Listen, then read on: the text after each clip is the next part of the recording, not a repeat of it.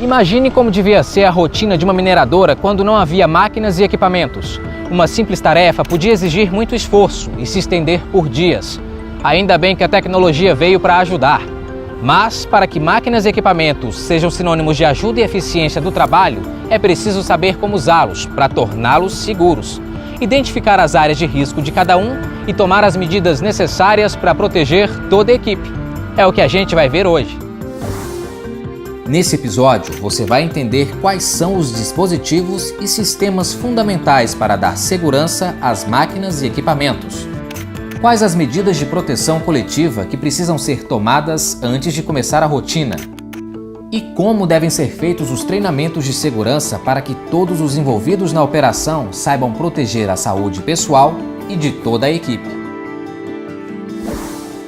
Antes de começar qualquer trabalho, é importante verificar se todas as máquinas e equipamentos têm os sistemas de segurança necessários.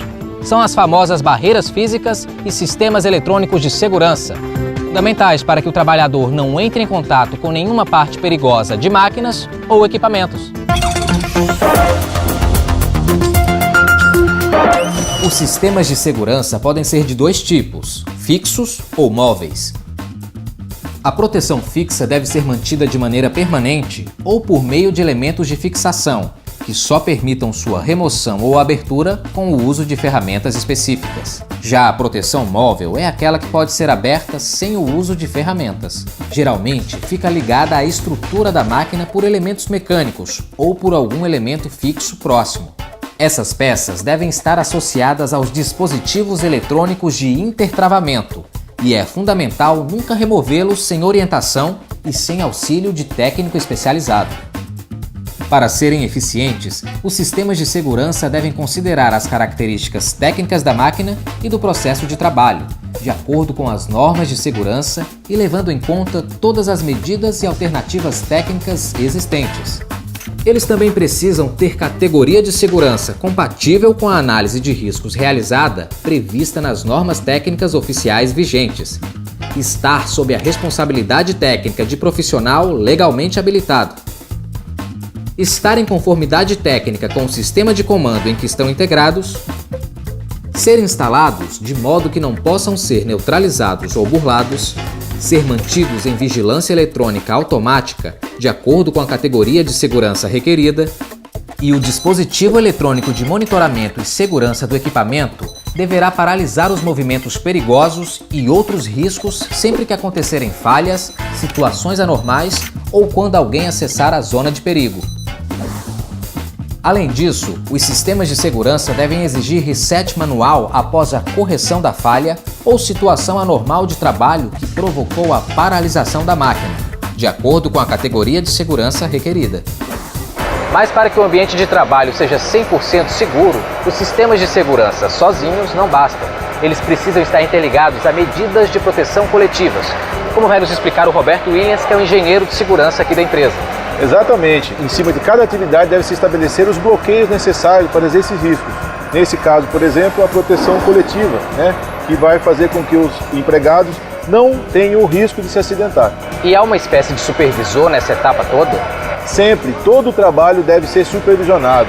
Antes da atividade, os empregados executam a análise de risco da atividade e esta análise de risco ela é baseada na identificação e mitigação dos seus riscos. E qual é o procedimento para começar a manutenção? Qualquer procedimento, qualquer interferência numa máquina, ela deve ser precedida de um bloqueio físico e mecânico dessa máquina, sendo que esse bloqueio não é feito por uma única pessoa, e sim sempre por um conjunto de pessoas, a fim de que não exista nenhuma chance dessa máquina entrar em operação naquele momento de manutenção. E como se inicia a rotina de uma manutenção de máquina? A manutenção de uma máquina desse porte, ela se inicia com um planejamento, ou seja, essa manutenção ela é planejada com uma antecedência, e no dia em que essa máquina vem para a oficina, todo o pessoal que é envolvido nessa manutenção participa de um diálogo de segurança a respeito de como vão ser as atividades em cima desse equipamento. E principalmente abordando quais os riscos de acidente que porventura possam ocorrer nessa atividade,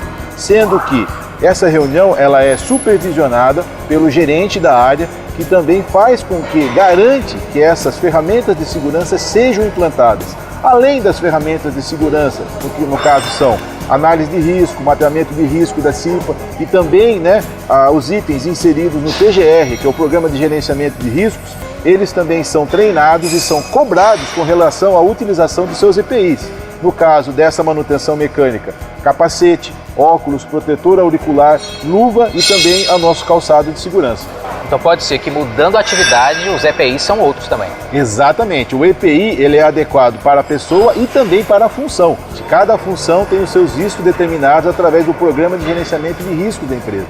O soldador utiliza máscara de solda, além de avental, jaqueta, luva e braçadeira de couro.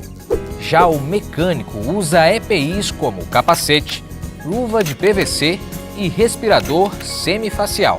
E como funciona a questão da ordem de serviço para trabalhar no local? A ordem de serviço ela vem do planejamento de manutenção para a área de execução. Nesta ordem de serviço deve conter dados básicos, como por exemplo, número de empregados envolvidos na atividade a ser desenvolvida, ou seja, uma manutenção mecânica numa locomotiva, ela pode englobar a necessidade de mecânicos, soldadores, eletricistas, depende de cada nível de manutenção. E o mais importante, nessa OS também deve conter os riscos dessa atividade. O trabalhador tem essa autonomia de trazer um equipamento para a oficina, caso ele perceba uma normalidade nela? Qualquer empregado da nossa empresa tem essa autonomia. Ele pode parar uma atividade e trazer o equipamento para a oficina assim que ele identificar qualquer anomalia. Como ele vai identificar isso na sua rotina? Através da realização dos checklists, ou seja, é uma listagem de quesitos avaliados diariamente, aonde ele pode identificar a necessidade ou não desse equipamento ser parado naquele momento. Como você viu até aqui, de nada adianta tanta tecnologia se você não souber se comportar diante de máquinas e até mesmo de veículos. É importante ter consciência dos riscos, saber como se aproximar das máquinas e realizar corretamente todos os procedimentos. O curso de capacitação e as atualizações necessárias são de responsabilidade da empresa, sem ônus para o trabalhador. Devem acontecer durante o horário normal de trabalho e não podem ultrapassar 8 horas por dia. Precisam ter carga horária mínima capaz de garantir que as atividades sejam executadas com segurança e trazer o conteúdo programático conforme o estabelecido pela norma regulamentadora. Ser ministrados por trabalhadores ou profissionais qualificados para esse fim, com supervisão de profissional legalmente habilitado, que se responsabilizará pela adequação do conteúdo, forma, carga horária, qualificação dos instrutores e avaliação dos profissionais que estiverem passando pelo processo de aprendizado. O material didático utilizado no treinamento deve ser produzido em linguagem adequada aos trabalhadores e ser mantido à disposição da fiscalização, bem como a lista de presença dos participantes, os certificados, os currículos dos ministrantes e as avaliações. É considerado trabalhador profissional qualificado aquele que comprovar conclusão de curso específico na área de atuação, reconhecido pelo Sistema Oficial de Ensino, compatível com o curso a ser ministrado. No caso dos supervisores, também é preciso ter o registro no conselho de classe. E os operadores de máquinas e equipamentos devem ser maiores de 18 anos, salvo na condição de aprendiz, nos termos da legislação vigente. Hoje nós aprendemos a identificar os dispositivos que deixam as máquinas e equipamentos seguros. Vimos quais são as medidas de proteção coletiva que precisam ser respeitadas pela empresa e pelo trabalhador antes de começar qualquer rotina. E como o treinamento deve ser elaborado e fazer parte do dia a dia da empresa, para que a segurança e saúde de todos sejam preservadas. O episódio de hoje chegou ao fim, mas a gente ainda se vê para falar mais sobre segurança e mineração. Obrigado pela atenção e até a próxima!